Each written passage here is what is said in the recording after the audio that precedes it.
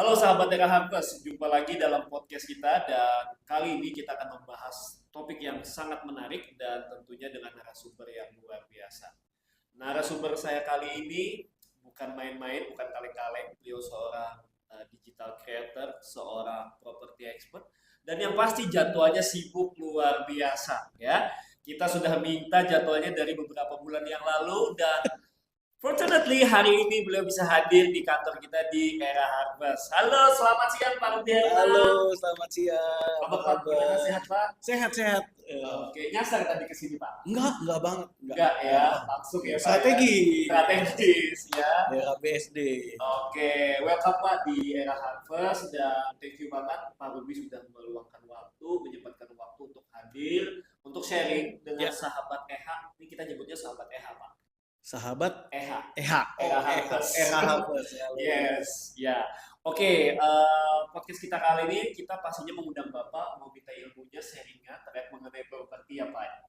Yes, boleh. Oke, as we know ya Pak, mungkin untuk memulai pertanyaan dulu nih. Ini kata Ya. Pak Ruby belum apa-apa udah ditanya nih. Udah makan siang belum tadi Pak? Udah disiapin di sini justru. Luar biasa, ya. Thank you.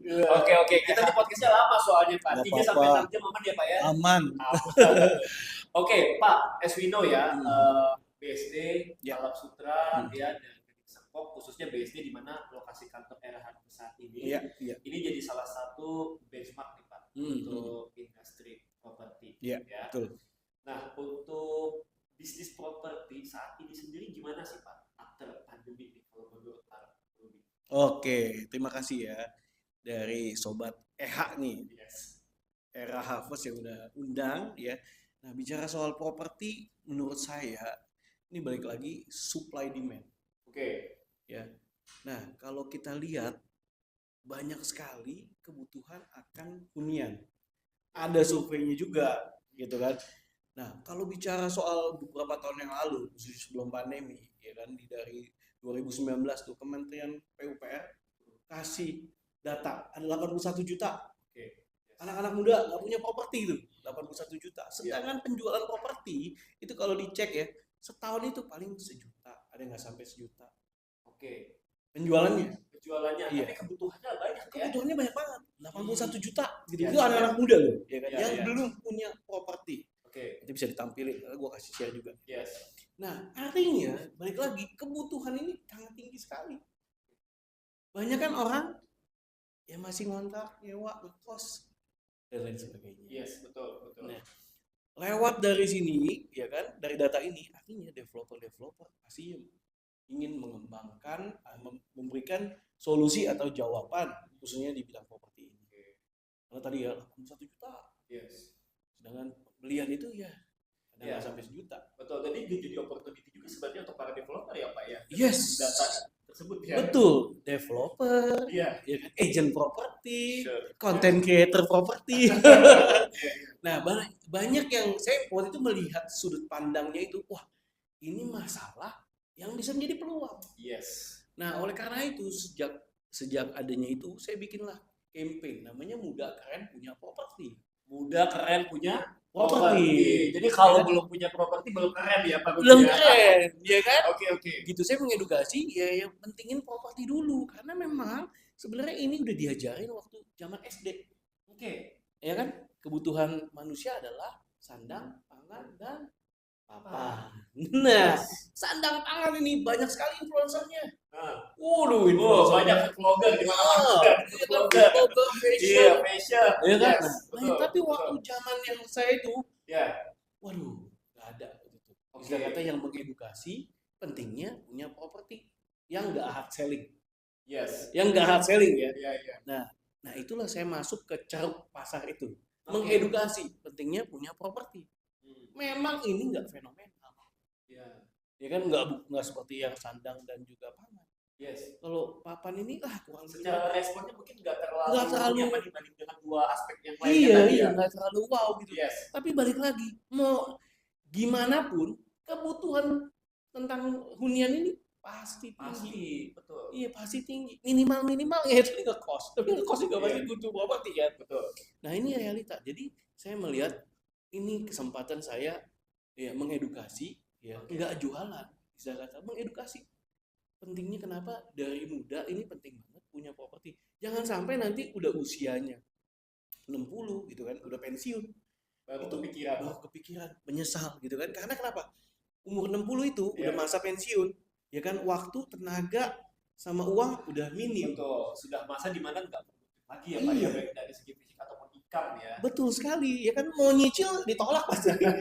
Ya kan, mau nyicil kehadiran pembiayaan KPR gitu. Iya. Mohon maaf, nggak bisa Pak, gitu kan, ditolak gitu kan. Akhirnya penyesalan. Nah, mestinya umur 60 itu happy-happy, nimang cucu, ajak cucu jalan-jalan gitu Iya. kan. Ini depresi, Pak. Depresinya kenapa? Ya tadi uang pensiunnya habis. Oke. Ya kan, udah gitu dia mesti bayar kontrakan. Yes, betul. Nah, betul. maka itu yang menyebabkan terciptanya sandwich generation. Setuju. Sandwich generation, dia neken ke bawah, dia minta tolong sama anaknya. Sedangkan anaknya sendiri, dia lagi bergumul, lagi berjuang untuk Iya. ngidupin itu anaknya lagi gitu kan. Lagi, betul. Makanya ini jadi tertekan atas dan bawah. Yes. Sandwich generation. Nah, kita harus memutus mata rantai ini Hmm. supaya nggak terjadi sandwich generation, supaya nggak teman-teman yang anak-anak muda nanti di umur 60 tahun jangan jadi susah. Betul. Minimal punya rumah buat diri sendiri. Betul. Minimal ya. Minimal. Nggak nyusahin orang gitu kan. Yes. Nggak nyusahin anak, nggak nyusahin cucu. Minimal kayak gitu. Nah, setiap orang saya menyarankan bertanggung jawab atas dirinya sendiri. Oke. Makanya dari muda. Yes. Dari muda kita harus money management, time management, gitu kan. Money managementnya gimana? Bisa mengatur keuangan. Yes, cash flow yang bagus ya Pak Yes, ya. karena kebanyakan besar pasak daripada tiang. Ini realita. Setuju banget. Nah, Setuju, ya. that's why. Apalagi Lebih saya sering nih. mengutamakan lifestyle ya Pak ya. Iya, sering nih saya ngomong diundang di agent-agent properti ratusan orang. Agent properti kalau komisinya belum cair, jangan dihitung pendapatan dulu. Kalau komisinya belum ditransfer ke rekeningnya, Iya. ya Jangan kan? dihitung pendapatan Jangan dihitung ya. pendapatan dulu, karena kebanyakan udah closing, baru closing nih, Ah. udah langsung gesek kartu kredit. Oke. Ini tips juga ya, sambil. Oke. Nah, realitanya harus money management. Hmm. Nah, gimana bisa mempersiapkan? Ya, pasti BI checkingnya kita juga mesti bagus. Karena Oke. untuk syarat untuk KPR kan BI checking bagus. Dan nggak cuma itu, punya dana darurat. Hmm. Ya kan? Dana darurat kalau single 6 bulan. Kalau udah menikah harus lebih dari itu, 9 sampai 12 bulan. Ini realita. Supaya nggak apa? Ya nggak begitu nggak ada kerjaan atau lagi transisi pekerjaan ya punya uang. Oke, khususnya kayak pandemi kemarin ya Pak ya. Iya, betul sekali. Oke, menarik nih Pak ya. Mungkin saya kembali ke awal sedikit Pak. Mm-mm. Karena kan tadi dengan adanya inisiasi muda kalian punya properti Yes. gitu ya. Dan ini juga yang menggrab opportunity baik dari developer, agent properti menjadi satu demand pembelian properti yang cukup tinggi seperti Iya. itu gitu Mm-mm. Pak. Nah, kalau kita klasifikasikan lagi Pak, Ya. muda di sini sebenarnya idealnya Mm-mm. ya itu usia berapa sih kita sudah mulai thinking untuk memiliki atau owning rumah sendiri gitu Pak? Iya. Nah, balik lagi, kalau saya mengacu muda ini saat udah mulai bekerja. Nah, tapi balik lagi, kalau syarat KPR atau kredit itu harus minimal bekerja 1 sampai 2 tahun. Oke. Nah, tapi yang saya mau bilang dari muda kita harus sadar dulu nih. Saat kita punya income, kita mesti mempersiapkan dulu. Karena untuk membeli properti nggak bisa langsung kayak membalikan telapak tangan. Iya. Kita harus beresin dulu. Dan tadi harus punya dana darurat, Oke. harus punya BPJS atau asuransi minimal, ya kan? Oke. Harus punya juga persiapan untuk kayak ya bookingnya, DP-nya, ya kan? Itu harus punya persiapan juga. Oke. Nah, that's why dalam mempersiapkan itu kan butuh waktu, Iya. nggak bisa langsung. Ya. Oke, ini menarik Pak. Saya setuju banget. Artinya Pak, we have to calculate well everything ya Pak ya. Yes. Jangan betul. sampai kalau misalkan kita gini, muda harus punya properti, tapi hanya karena gaya-gayaan aja, ikut-ikutan teman gitu kan. Iya, Teman beli properti, kita juga beli properti. Iya. Tapi kita tidak siapkan tadi, seperti Iya, yang Bapak iya. bilang, dana daruratnya. Iya. Kemudian risiko kehidupan misal Iya. asuransi, ya Iya, kan? minimal BPJS lah. Iya, seperti itu. Atau juga buat DP-nya nggak ada. Akhirnya minta Iya, sama iya. orang tua. Nah, itu salah ya Pak ya. Jadi harus benar-benar diperhitungkan ya Pak. Ya, sebenarnya ya nggak salah juga istilah kata minta bantuan itu tadi Iya, misalnya tua, terus siapin ya. saya suka nyebutnya IMF lah. Ya, I-nya istri, M-nya mertua, F-nya family. Oke, boleh ya. Ya boleh aja ya, tapi tetap harus dibayar. Iya. Nah, Oke. segala sesuatu itu harus dipersiapkan. Makanya saya demen banget campaign untuk edukasi seperti ini. Karena mempersiapkan ini nggak gampang. Oke. Oke, oleh karena itu kenapa industri properti itu kesannya kalau pameran properti itu jarang diminati. Karena ketakutan. Iya. Ya, takutannya takut nggak sanggup bayar. Yes. Ya, takutannya karena mahal. Ada yang takutnya, wah, yang sesuai kemampuan saya nih jauh semua nih. Itu ketakutan-ketakutan. Tapi ketakutan terus kalau nggak dihadapin, akhirnya umur 60 tadi nggak punya properti. Nyusahin diri sendiri, nyusahin anak, nyusahin cucu. Betul. Nah, semuanya ini bisa dihadapin, bisa ditanggulangi. Karena gini, nggak semuanya anak orang kaya. Nggak semua orang ya. Jadi semua orang harus berjuang. Betul. Nah, tapi rata-rata perjuang itu ujung-ujungnya apa sih untuk kehidupan yang lebih baik dong? Nah, salah satu kehidupan yang lebih baik adalah dengan memiliki tempat tinggal. Yang semampunya lah ya. Nah, oleh karena itu kita bertanggung jawab minimal tadi punya tempat tinggal untuk diri sendiri. Oke. Pak Ruby, ini misal nih Pak ada pertanyaan ya Pak ya. Yes. Ya sebut saja namanya Irfan misalkan. Halo gitu, Mas ya, Irfan. Iya. Ya Irfan ini dia anak muda banget Pak. Yes. Yang memang dia punya keinginan untuk memiliki rumah seperti itu. Tapi dia nggak tahu how to start untuk memiliki rumah gitu ya. Dengan mungkin ya Irfan merasa saat ini penghasilan masih cukup buat diri sendiri seperti itu. Tapi pengennya tuh luar biasa gitu Pak, untuk memiliki rumah. Karena kalau kata Pak Ruby nggak punya properti itu keren gitu loh. Iya, betul. Gimana tuh Pak? Oke, pertama Irfan harus cek dulu kondisi keuangannya tadi. Oke. Saat ini mungkin Irfan bekerja, udah berapa lama dia kerja, gitu kan. Latihannya gampang, berapa banyak atau persentase yang bisa disisihkan dari income-nya. Idealnya berapa Pak kita harus sisihkan? Idealnya 20-30% dari pendapatan ya. Dari pendapatan, ya kan. Oke. Jadi saran saya belajar dulu nih dalam waktu setahun untuk menyisihkan penghasilannya. Iya, jadi nggak bisa langsung. Kenapa? Satu, kan itu dialokasikan buat cicilan nantinya. Oke. Nah, tapi belajar itu untuk dana darurat, dana darurat, dan juga mungkin DP. Oke, setahun ini belajar dulu untuk nyisihin. Bisa apa enggak? Sambil nunggu juga jangka waktu, masa waktu bekerja. Oke, itu dipertimbangkan juga. Itu dipertimbangkan minimal ya 1-2 tahun gitu kan. Iya. Nah, kalau yang lebih enak lagi jadi karyawan tetap. Yes. Nah, tapi saran saya adalah gimana belajar untuk money management terlebih dahulu. Oke. Oke, belajar tuh nyisihin dulu 30%. Kalau dulu saya nyisihin 50%. Oke. Saya kan dulu dari agent properti juga kan, dari bisnis properti juga kan. 50% saya nggak kotak-atik, taruh. Itu masih single pada saat itu Pak? Iya, single gitu kan. 50% saya karena diajarin sama orang tua. Oke. Nah, makanya itu saya terbeban gitu kan, punya passion untuk sharing untuk money management lewat pembelian properti seperti ini. Gitu. Nah, Mas Irfan tadi harus mempersiapkan dulu. Ya kan, belajar tuh setahun secara disiplin. Kalau belum disiplin jangan. Karena tadi butuh dipersiapkan. Nah, cek juga BI checkingnya. Masalah gak? Pernah punya kartu kredit yang nggak dibayar mungkin, atau pay later yang lupaan gitu kan.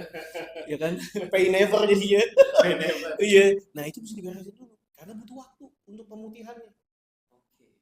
Nah, jadi seperti itu dilakukan ketika udah berhasil nih manage keuangan dengan baik. Nah, baru mulai hunting properti yang sesuai nama cicilan kan. Itu yang paling penting ya Pak. Itu sesuai ya Pak. Harus sesuai, jangan ketinggian. Yes. Kalau kerendahan masih oke lah. Iya. Karena punya banyak cadangan gitu kan. Betul. Jangan ketinggian, kalau ketinggian repot. Betul, apalagi nanti kalau misalkan kita pembeliannya menggunakan KPR ya Pak ya. Iya. Di mana bank itu kan biasa ada fluktuasi kenaikan ya. Floating. Setelah beberapa tahun ya Pak. Iya. Oke. Nah, itulah ketika kita udah belajar money management dengan baik dan benar, kita udah latihan tuh kayaknya. Iya kan? Nah, ketika udah kumpulin duit, DP-nya udah ada. Sekarang sih memang banyak promo-promo ya, tapi tetap aja kita mesti siapin cadangan karena mungkin ada biaya BPHTB, renovasi mungkin ya, atau furniture. Kan itu butuh uang semua tuh. Oke. Jadi memang harus di-prepare dulu ya Pak ya. Ya, benar.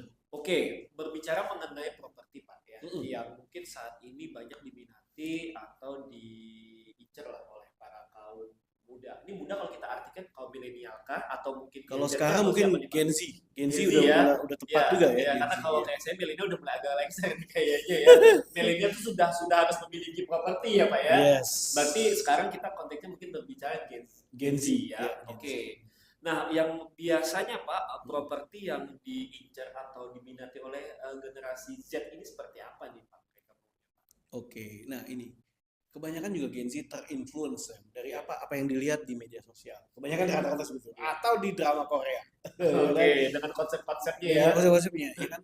Nah, realitanya di medsos ataupun di TV dan lain-lain itu menyajikan yang wow, Oke. tinggalnya kayak di istana gitu kan. Yang rumahnya bisa 2 kali lapangan bola. Iya, iya, iya. Tapi realitanya kemampuannya kan kalau di realitas sekarang kan Betul. belum tentu. Betul, betul. Ya Jiwa kan? sosialita ya Pak. Heeh. Iya, Iya. ekonominya kan belum belum belum sampai lah Belum ya. sampai. Oke. Jadi menurut saya kita harus lihat kemampuan dan kebutuhan kita dulu. Oke. Kalau kemampuannya cicilannya tadi untuk ya properti yang harganya A, ya udah, Sesuaikan. iya sesuaikan dulu sama kemampuannya. Nanti kan step by step dengan berjalannya waktu, bertambahnya rezeki, kita bisa upgrade, jual beli. Jual yang udah kita mampu, baru beli. Karena gini, ada juga yang saya mah mau belinya yang ini, kalau nggak seperti itu saya nggak mau beli. Nah, realitanya akhirnya dengan harga properti yang meningkat, akhirnya nggak kebeli-kebeli terus. Iya. Banyak ya kadang seperti itu Iya, loh Pak. sampai umur 60 nggak kebeli gitu. Iya. Oke. Ya Oke, kan, oke. tapi waktu jalan terus. Pengeluaran jalan terus gitu kan. Betul. Lebih baik kita belajar yang kayak saya siarankan ke Mas Irfan tadi. Iya. Sisihin 20-30%. Oke. Belajar tuh. Belajar disiplin. Ya kan udah kebiasaan untuk kayak money management-nya kan. Iya. Akhirnya bisa membeli sesuai dengan income tadi. Gaji UMR juga bisa aja. Iya. Bisa juga ya Pak. Yang Iya. penting savingnya sesuai ya. Iya, saya ngomong bicara general ya. Iya. Ya, pemerintah juga memberikan dukungan dengan adanya rumah subsidi. Oh yes, betul, betul. Ya kan harganya pun kalau saat tahun ini ya untuk di Bodetabek karena Jakarta nggak ada deh ya. Iya. Ya Bodetabek itu masih 185 juta. Oke. Cicilannya Terjangkau. 1,4 juta, 1,3 lah gitu. Iya. Bahkan ada juga 1,1 tergantung masanya. Ada yang Oke. 25 tahun, 20 tahun gitu kan. Nah, jadi itu bisa jadi solusi. Ya. Karena gini, beberapa tahun lalu ada yang ngikutin apa yang saya sarankan, tau-taunya daerah tersebut, perumahan tersebut jadi komersil, berkembang, harganya naik jadi 2 kali lipat. Iya, nggak ada yang Dia tahu. bisa jual, lalu dia beli lagi yang mungkin mendekat ke Jakarta. Betul, betul, Itu betul. kan jadi solusi. Kalau coba dari dulu dia nggak pernah ngambil. Yes. Karena yang itu properti mau gimana pun ya. Karena properti itu seksi ya Pak ya. Seksi. Iya. Kenaikannya juga cukup Iya. signifikan ya Pak. Yes. Betul sekali gitu. Itulah yang sebenarnya kayak properti itu kayak kita menduplikasi diri. Oke. Tapi balik lagi ya, pemilihan properti juga ada tipsnya juga ya, pemilihan properti. Gimana tuh Pak? Contoh gini, misalnya di BSD, mungkin 15 tahun yang lalu, 10 tahun yang lalu harga berapa Yes, betul. dibanding sekarang. Iya. Wah, pasti nyesel yang nggak beli Iya. 10 tahun yang lalu. Bahkan katanya 20 tahun yang lalu tuh dia bilang loh Pak, BSD itu tempat jimbong anak loh. Ya Sampai bilangnya mau kayak tinggal gitu. di dekat situ gitu. Iya, tapi kan dengan pembangunan infrastruktur Betul. dan juga lain-lainnya itu Iya. jadi wow. Yes. Jadi properti itu sebenarnya ya tadi investasi yang seksi karena kenapa? Ada wujudnya. Yes, tangible, terlihat ya Pak ya. Iya, ada wujudnya. Bisa disewakan. Iya. Ya, dia ya tadi bisa investasinya naikin diri sendiri gitu kan. Terus udah gitu tadi bisa sewain, lu nggak pakai ya lu sewain. Saya punya beberapa properti udah saya sewain aja. Dapat ngasilin income lagi, bisa beli properti lagi gitu kan ya. Dan properti itu ya nggak tergantikan. Lu udah punya di daerah A nomor segitu, ya udah nggak ada duplikasinya lagi kan. Yes, setuju. Punya ruko di BSD nomor 1 misalnya, ya udah itu doang gitu Iya, kan. iya. Nah, jadi yang nggak tergantikan gitu. Kecuali ada yang ngembangin lagi di daerah berikutnya. Tapi kan itu menjadi area yang satu-satunya. Betul, betul. Nah, kemudian juga tadi kalau kita bosen ya atau kita lagi butuh uang, kita bisa kali bilang jual susah Pak, nggak usah jual, refinancing. Refinancing. Iya, kan bilang gimana? beli properti. Ada yang banyak yang ngeluh kan, Iya. Pak properti mah nggak liquid. Iya, iya. Kalau iya. saham saya gampang jual. Ah. Lu nggak usah jual, refinancing. Oke, gimana tuh? Mungkin sobat Banyak RH bank yang mau. Iya. agak bingung refinancing. tuh bagaimana. Jadi gini, posisinya. butuh duit kan? Iya. Buat modal kerja apa? Refinancing. Taruh propertinya, Oke. ya kan? Keluar duit 70% dari misalnya atau 60% dari harga properti. Bisa Ya kan? digunakan Ya usaha bisa. ya? Jadi saya mematahkan. Ya kan? Kan banyak tuh influencer yang lain kan. Wah, properti mah nggak liquid. Lah, apa Kalau liquid ya tinggal refinancing gampang. Ya nggak usah dijual gitu loh. Di refinancing itu lu jaminin kayak digadein gitu. Yes, betul. Ya kan? Kayak bahasanya gampang kan, Betul, ada digadein. dana cair yang kita bisa gunakan ya Pak. Iya, makanya kurang jauh belajarnya gitu kan.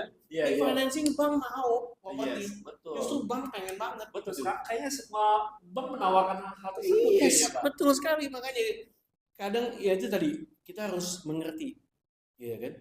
Properti ini seksi banget tadi. Bisa di refinancing, modal kerja dan lain-lain. Ya kan? Jadi bisa duit cair, kita bisa mau ngapain lagi.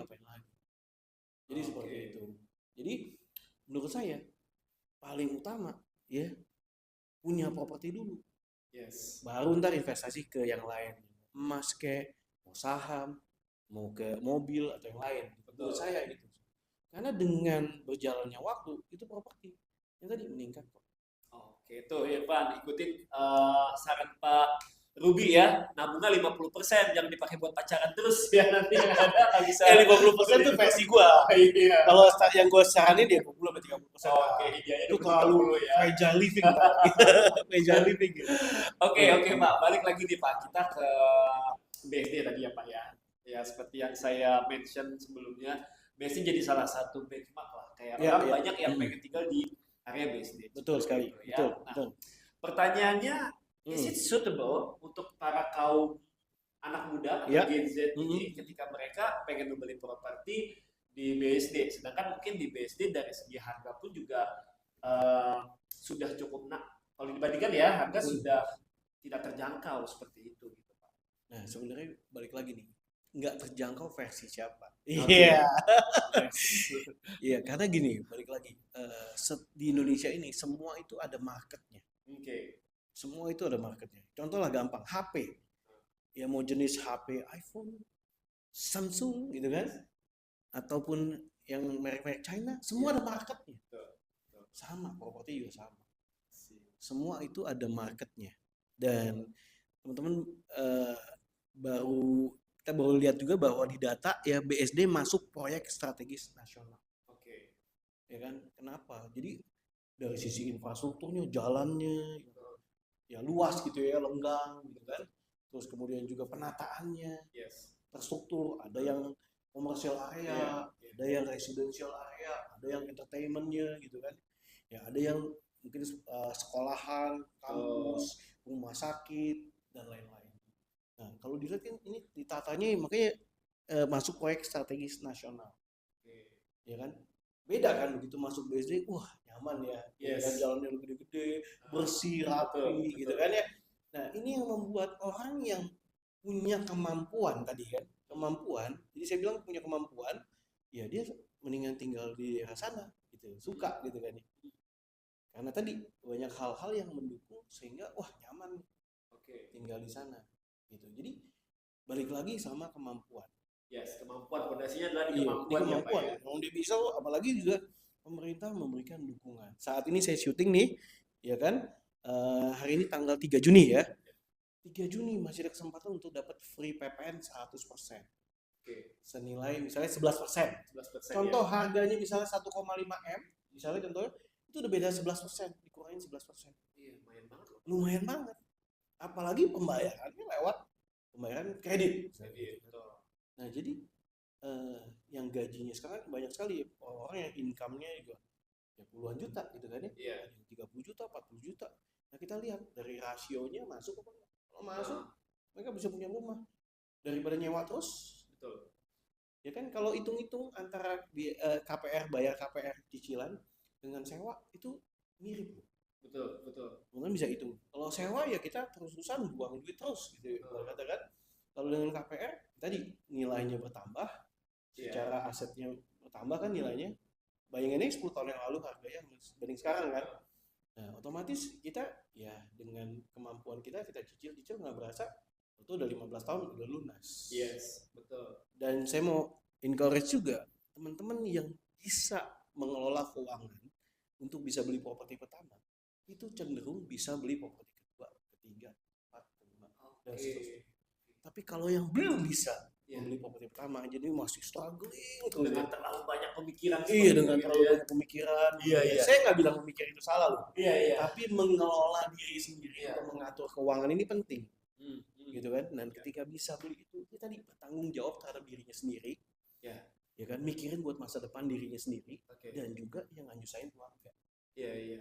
Itu udah most important sih. Iya. Gitu. Saya ada satu pengalaman nih, Pak Boleh. Robi. Ya, ada teman saya yang punya paradigma, dia berpikir seperti itu. Di satu sisi dia ada keinginan untuk membeli properti karena itu menjadi satu kebutuhan, Iya. gitu ya. Tapi di keluarganya dia, di lingkungannya dia, tidak diajarkan untuk membeli properti dalam proses pembelian yang panjang atau cicilan lah, seperti itu KPR gitu ya. Oke. Sehingga ada statement kalau gua membeli properti kalau ada uang ya gua beli, tapi kalau nggak ada ya udah nanti aja gitu. Nah, yang dikhawatirkan adalah tadi Pak, dengan salah pemikiran yang terlalu deep seperti itu, jadinya kan waktu itu semakin berjalan gitu. Betul sekali. Nah, itu how? Oke. Gini, kita harus nggak ada salahnya ya apa yang disarankan. Tapi gini, balik lagi, kalau disarankan seperti itu kita punya dua opsi. Ya, satu, gimana kita bisa mendapatkan income yang besar untuk cash keras, misalnya gitu kan? Yes. Ya kan? Nah, carilah pekerjaan-pekerjaan kayak contohnya yang jadi agent properti di era Harvest misalnya. Iya, nah dibaliknya ke sini sebenarnya Pak. Nah, iya kan? Ya, tapi saya langsung nangkep ya. Karena kenapa di era Harvest ini bisa unlimited income? Ya kan? Tinggal jual yang misalnya 10 miliar, 15 miliar, kan komisinya tinggal dikaliin aja 1%, 150 juta gitu kan? Bisa tuh beli rumah subsidi. Nah, bisa beli rumah subsidi yang langsung cash. Gitu kan? Nah, itu balik lagi, semua itu kan pilihan. Tapi kalau misalnya, teman-teman yang income-nya ya karena kerjanya misalnya 9 to 5 gitu, kerja sebagai kantoran atau back office. Kalau gitu, orang bilang sama budak korporat seperti itu gitu ya Pak. Jangan jangan kerjanya di korporasi lah ya kan. Nah, teman-teman mesti namanya ngatur financial planning. Dan financial planning atau money management yang tadi saya bilang itu, ya salah satu opsinya ya membelilah KPR. Karena tadi nggak ketemu nih, gaji naik bisa 5%, properti naik bisa 10%. Nah, tadi ya, ini beda 11% aja. Ini akhir Juni kan selesai. Akhir Juni bedanya udah 5,5%. Betul. Ya kan? Betul. Nah, itu udah beda. Nanti udah Desember lagi. Jadi bedanya 11%. Ya kan? Itu jadi make a difference kan? Nah, gimana kenaikan gaji sama kenaikan properti ini enggak kejar-kejaran. Iya. Dan juga gini loh. Kenaikan properti misalnya, oke lah saya nggak bilang terlalu tinggi-tinggi lah. Naik 2% aja deh setahun. Misalnya ya. Iya. Tahun ya Pak. Tahun. Beli propertinya itu bisa 1M. 2% aja udah naiknya gitu kan. Kenaikan income-nya misalnya naik misalnya tiap tahun naik 5% atau 10% deh dari 5 juta 5%. Gimana gak kejar? Iya. Tapi idealis sebenarnya kenaikan properti itu berapa sih Pak? Kalau kita wajarnya ya Pak ya dalam balik lagi supply demand. Kalau makin banyak permintaan di daerah tersebut, ya kan banyak faktor kan. Activity, kebanyakan activity itu. Kenapa orang demen? Karena di daerah tersebut banyak activity. Entah itu entertainment, entah itu bisnis komersial activity. Itu yang membuat kalau lihat di Jakarta kan kenapa itu karena pusat-pusat kantor di sana. Kantor pasti butuh tempat tinggal, makanya kos-kosan aja harganya udah tinggi. Kos-kosannya udah kayak cicilan. Iya kan cicilan properti gitu kan ya. Terus juga ada juga ini jauh nih. Ya kan jaraknya jauh. Iya, jauh harus naik kereta mendaki gunung lewati lembah butuh waktu gitu kan. Saya bilang gini, ya nggak apa-apa, atur manajemen uang dulu. Nah sebenarnya nggak ada salah beli sesuai kemampuan, ya sambil ngekos tapi punya rumah juga. Dan weekend lu bisa tinggalin tuh. Gitu sih saya menyarankan kayak gitu. Jadi lu punya exciting, lu udah punya rumah, ya walaupun sekarang tinggal di kos-kosan, tapi lu udah punya rumah. Ntar lu begitu Jumat yang kerja di corporate kan, Jumat malam nginep sono, Senin pagi balik lagi kantor. Lu udah membangun kehidupan yang lebih baik, itu versi saya. Ya kan? Lu kos-kosan Jumat Sabtu Minggu, lu punya tempat tinggal sendiri. Wah, keren banget ini anak-anak muda. Semoga apa yang disampaikan Pak Ruby ini langsung keng ya. Kebuka semua mindsetnya ya Pak. Makanya, mind blowing gitu kan. Gua suka banget. Ini sekali lagi gua menyarankan belinya di mana kan. Iya. Nah jadi gue banyak ngobrol, banyak membuka mindset Yes. orang anak muda gitu. Jadi wah seneng banget banyak sekali Setuju Pak. nanya Oke. apa gitu. Habis ini anak muda semua habis pasti beli properti semua nih Pak. Ya. Nah kenapa tadi gue melakukan ini gitu, Iya. tadi karena gue ingin menginfluence supaya anak muda punya kehidupan yang lebih baik. Yes. Karena masa depan ini kan di tangan anak-anak muda. Betul. Ya kan kalau bisa money management tadi dengan baik, Yeah. ya kan mengelola keuangan dengan baik, Yeah. artinya dia nggak mudah jatuh ke investasi bodong. Yes, betul. Ya kan, dia nggak jatuh ke pinjol. Karena bisa mengelola Betul. keuangan dengan baik kan. Betul. Based on data ini gadget banyak loh Pak yang Yes. ternyata tersangkut kasus pinjol loh. Nah itu dia, makanya gue dengan kayak gini, memang gue agak sedikit keras gitu kan. Iya. Ya tapi ini memperbaiki kehidupan pelan. Setuju. Step by step. Setuju Pak. Saya yakin banget ini akan impactful ya. Mind blowing. Mind blowing. Lihat di sana ya. Yes. Irfan juga salah satunya tadi ya Pak. Oke, baik Pak. Nah ini kan mungkin kita sekarang konteksnya berbeda lagi ya Pak. Ya. Dari adanya demand ini, tentunya di mana ada transaksi jual beli kan ada peran serta agent mungkin ya kalau kita berbicara dari bisnis properti dan kita dari kantor agent properti. Iya. Nah, peran agent dalam mendukung ya Pak untuk kaum muda ini yang bisa dibilang muda kalian punya properti ini seperti apa? Apa yang harus diketahui oleh agent-agent properti ini seperti itu gitu Pak? Nah, agent properti harus memberikan solusi. Oke. Jangan cuma jualan aja hit and run. Gitu, tapi dia punya solusi untuk menganalisa. Ya kan, gimana persiapan orang itu mau beli properti. Kemampuannya seperti apa, cocoknya yang seperti apa. Gitu sih. Karena gini loh, kalau kita agent properti ini as a konsultan, ya kan, kita kan kayak ibaratnya kayak dokternya lah. Kita yang ngasih saran. Oke. Ya kan? Konsultatif ya Pak ya. Yes.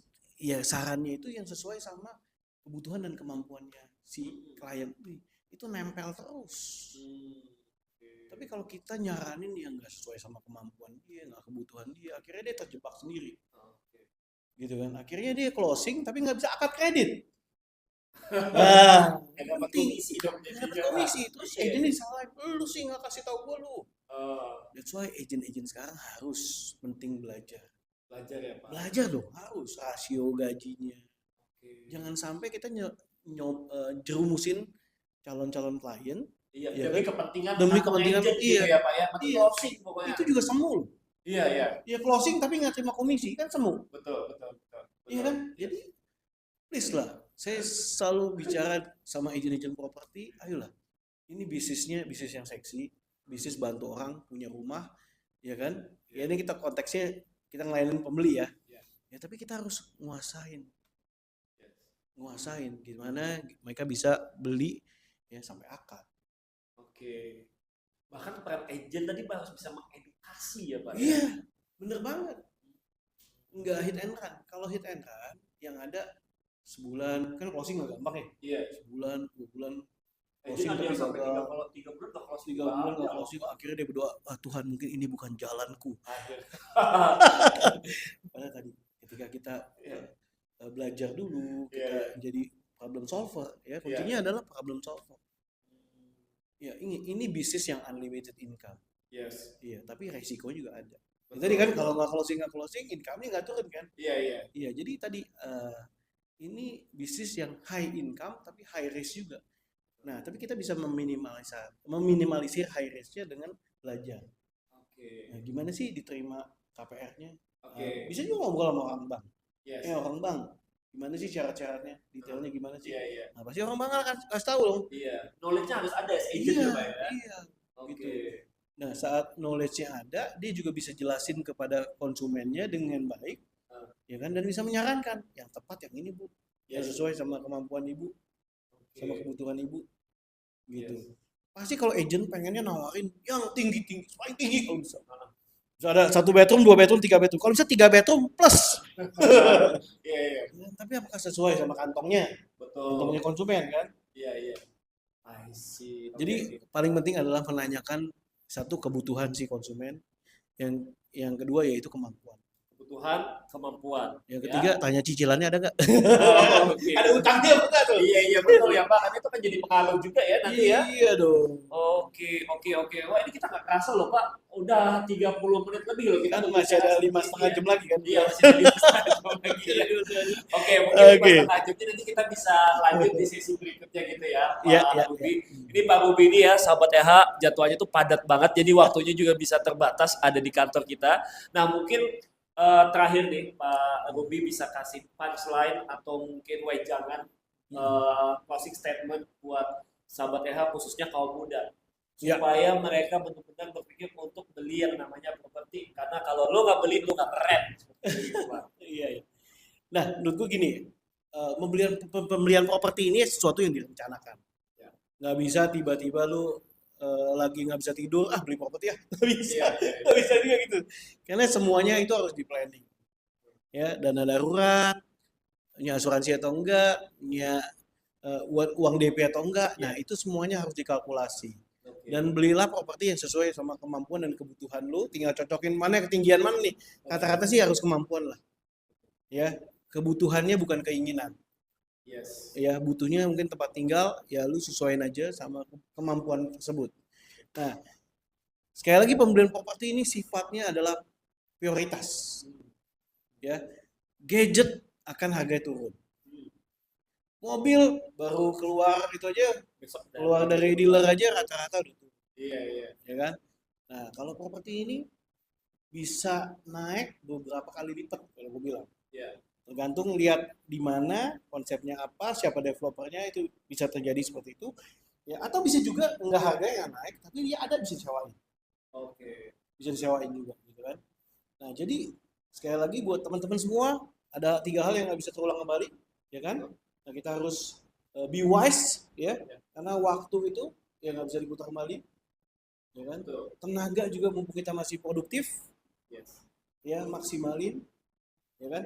Nah terus juga karena waktu tenaga yang mungkin masih muda, masih produktif, otomatis dapat income-nya juga lebih banyak. Nah income ini kita gunakan dengan wise, ya jangan terlalu foya-foya, ya jangan harta tahta dan wanita tuh. Hati-hati gitu kan ya godaannya, ya kan. Tapi lebih mikir ke masa depan ya, please lah, karena gue banyak sekali ketemu orang-orang yang nyesel. Maka itu ya gue tanya lu, kalau lu bisa ulang kembali ya, dia bilangnya kalau gue bisa ulang kembali gue akan beresin keuangan gue.